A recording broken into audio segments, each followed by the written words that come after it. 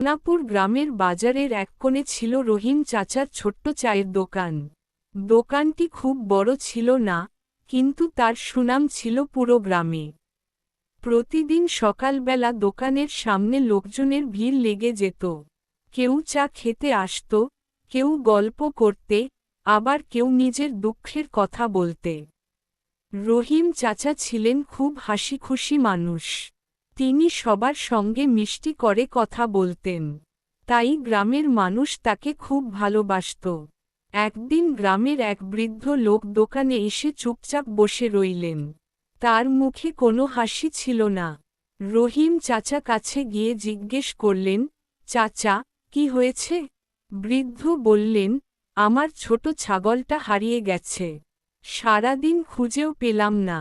রহিম চাচা সঙ্গে সঙ্গে গ্রামের কয়েকজন ছেলেকে ডাকলেন। সবাই মিলে ছাগলটি খুঁজতে বের হল।